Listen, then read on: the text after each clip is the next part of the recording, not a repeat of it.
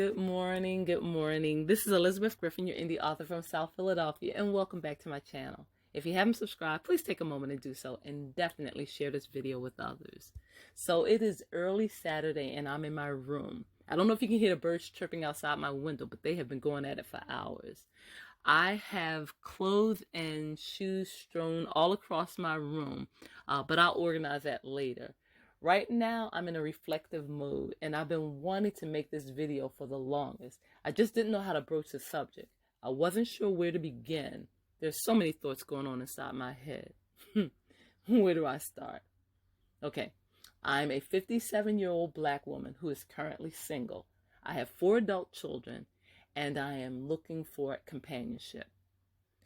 I'm not putting this video out as a way to garner attention from men. This video is about much more.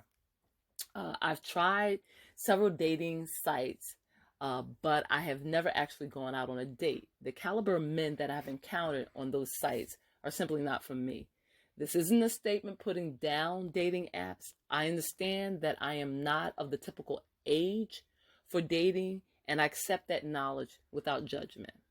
However, what can an older Black woman like me do? I don't know. I've been thinking about it for a long time. So I've turned to YouTube, to that arena, to look for answers. I've listened to several level up channels, both Black and white. I've stumbled across the manosphere and the Black manosphere. Whoa. I've listened to women and men discuss the plight of Black relationships. I've heard different influencers promote and discourage interracial dating, also known as swirling.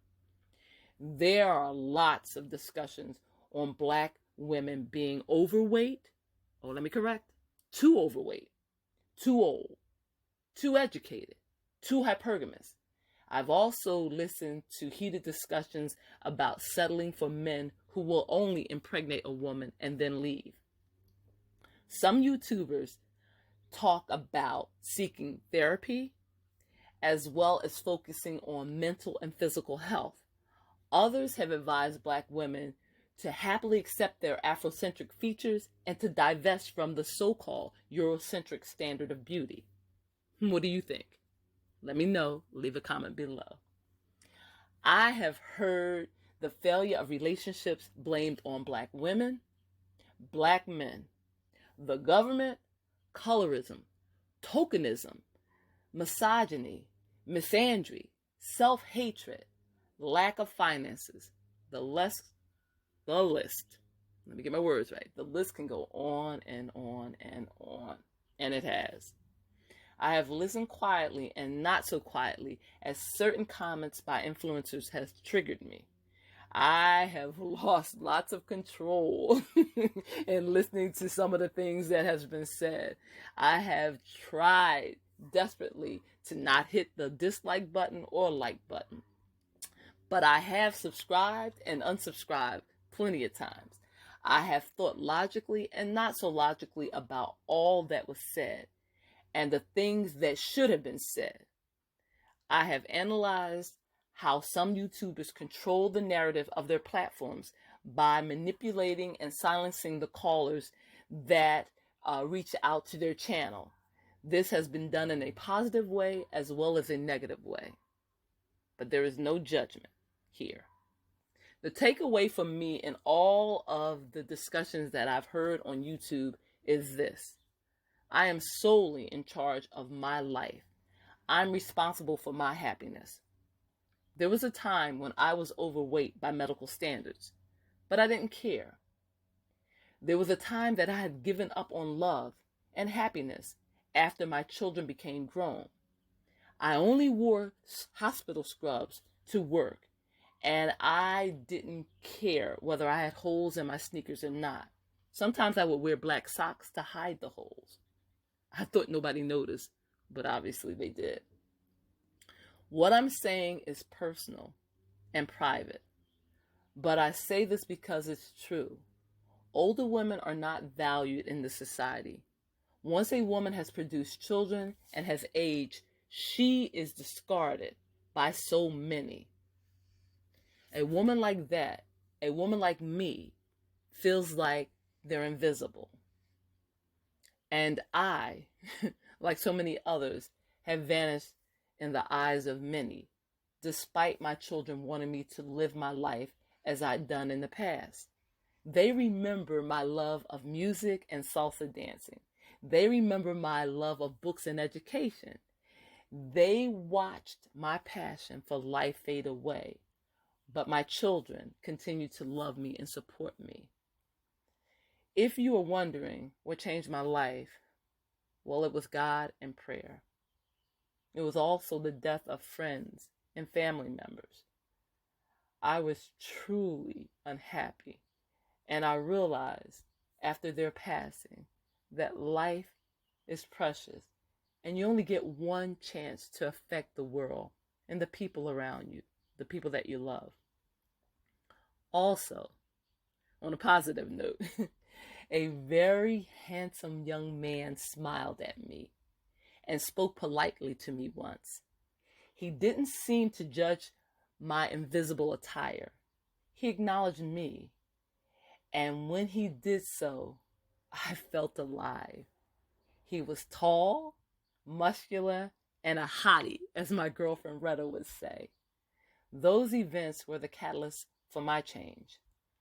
I started going to the gym and running. I stopped buying sodas, ice cream, and chips. I drank more water. Of course, I had relapses, but everything in moderation, right? I want to encourage women to put themselves and their happiness first. Be happy. Use the melanin in your skin and take advantage of it. Black women, we age well. It's a fact. It's right that we go after what we want. So let's do it, and let's do it right. Bring back that banging body of yours as a young woman before the kids. Talk to your doctor about your weight, health, medication, and any other issue that you may be having. Seek out mental counsel from a professional if necessary. The takeaway, as I said, is to upgrade your appearance, your hair, your nails, your clothes. Upgrade your attitude. Learn how to smile again. Look at life in a positive way. Find those role models that inspire you.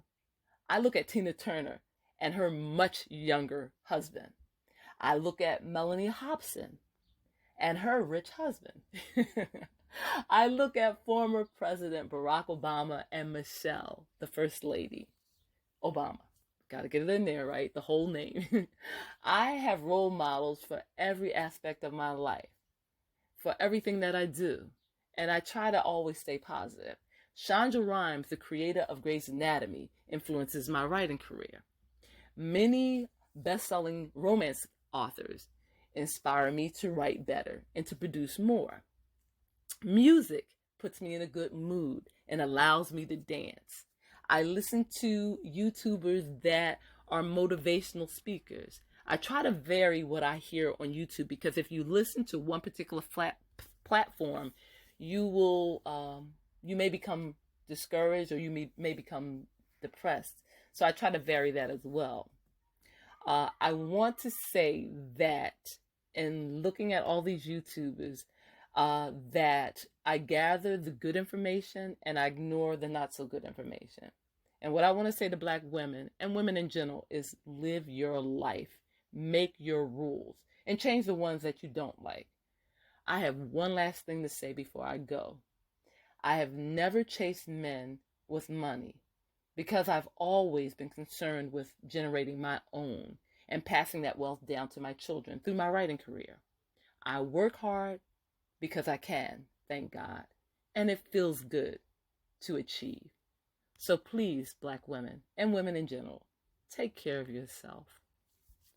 As always, follow me on Facebook, Instagram, and Twitter. Love, peace, joy, and happiness. Until next time, bye-bye.